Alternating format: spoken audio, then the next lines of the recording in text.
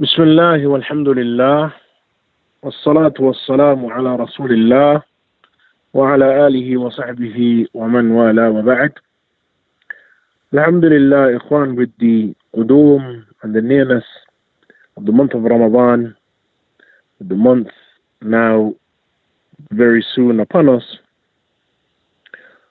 we in this session will discuss something from the ahkam of Ramadan and something related to some of the as'ila and some of the questions that our brothers and sisters there in Trinidad have around the issues or some of the popular issues related to fasting during the month. Indeed, Allah Azza wa Jal has revealed, as occurs, أيها الإخوة, in Surah Al-Baqarah, يا أيها الذين آمنوا كتب عليكم الصيام كما كتب على الذين من قبلكم لعلكم تتقون. That indeed, O ye who believe, fasting has been prescribed for you as it was prescribed upon those who came before you, that you may receive taqwa. Of course, from the greatest of the goals of the fast is that which is related to taqwa, and that which is related to attaining and increasing in piety. Though the reality is the fast has in it other benefits for Ibn Adam, health-related benefits, and that which is related to his consideration of his brothers and his sisters who are not as well-to-do as he or she may be. Indeed, Allah Azza wa Jal has legislated fasting as an excellent means of curbing one's desires. For indeed, Allah Azza wa Jal has informed us, إِنَّ النَّفْسَ لَأَمَّارَةٌ بِالسُّوءِ, that indeed the soul, it calls towards evil. That is, within an individual, there are various aspects of the nafs. We have that which is known as al-nafs al-lawwama, al-nafs al-ammaratu bis-su', and al-nafs al-mutma'inna. Al-nafs al-ammaratu bis-su' is that nafs that calls an individual towards evil, that part of his soul that inclines towards shar, and that is easily inspired by the shaitan. The nafs al-lawwama is that nafs and that part of the soul that after a person disobeys Allah Azza wa Jal, falls into sin, it is the soul or the part of the soul that feels guilt and blames the individual. When he has that internal struggle after committing a sin inside himself, and that blame that he feels emanating from his heart and from his chest, that he blames himself for disobeying Allah Azza wa Jal, that is that which Allah Azza wa Jal has referred to in the Quran as nafs al-lawwama. The nafs al-lawwama, that is the nafs that blames and reproaches oneself. And then the nafs al-mutma'inna is that nafs that is tranquil, the nafs that on the basis of attaining piety and being upon khair will be told to enter Jannah. And Allah Azza wa Jalla has informed us of that, أيتها النفس المطمئنة ارجعي إلى ربك راضية مرضية فادخلي في عبادي وادخلي جنتي. Allah Azza wa Jalla has mentioned, oh you tranquil soul, return to your Lord, being pleased with Him and Him being pleased with you.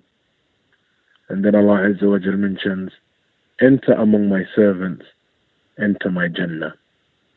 And that, no doubt, is what every single believer yearns for. That is what each and every one of us strives towards. And we ask Allah Azza wa Jalla to make us be from among those who this successful statement is made in regards to them.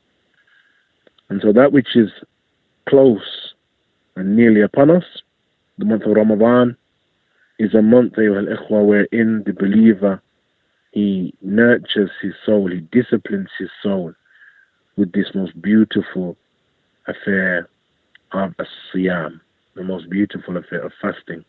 Allah Azza wa Jalla has mentioned in the Quran شهر رمضان الذي أنزل فيه القرآن هدى للناس وبينات من الهدى والفرقان فمن شهد منكم الشهر فليصمه.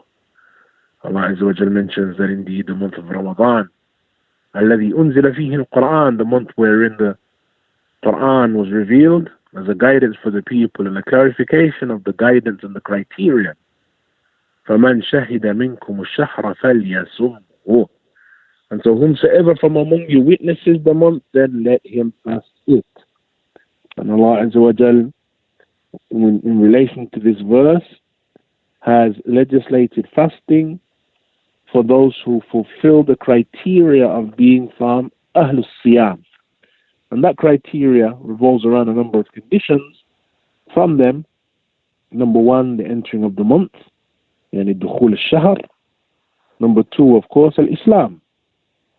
Since the origin is these actions are accepted on the basis of the presence of Islam. Number three, al-bulugh. And bulugh is that the individual has come of age. That is not to say that fasting is not accepted from someone younger than the age of bulugh. But bulugh is when it is now binding upon that individual. And bulugh is the manifestation of the presence of three conditions in a male and four in a female.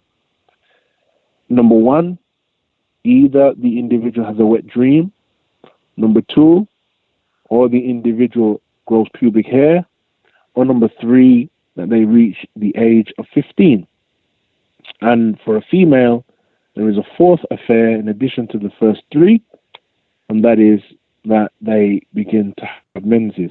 Any one of those that occurs within an individual, then they have the condition of bulugh, or they have come of age, and now the wajibat, the wajib actions, are now binding upon them.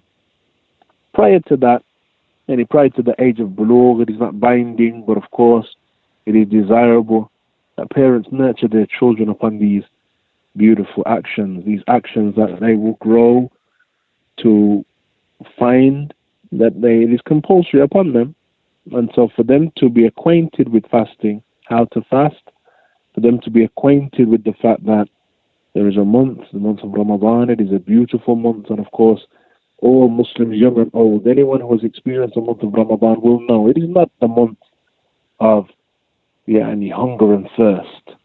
Rather, it is the month of khair, the month of recitation and the Quran, the month of ibadah, the month of eating and drinking and celebrating when it closes.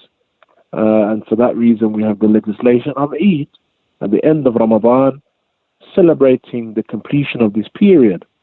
And anyone who experiences Ramadan will know that Ramadan is a beautiful period. Naam, fasting is legislated, but the fasting is not intended to punish the believer.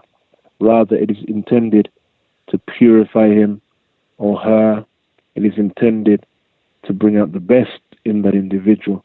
And thus Allah Azza wa Jalla legislates it and has mentioned, لَعَلَّكُمْ تَتَّقُونَ, that perchance and perhaps you may receive piety. And thus it was legislated on the previous prophets and messengers, and its legislation continues among this ummah.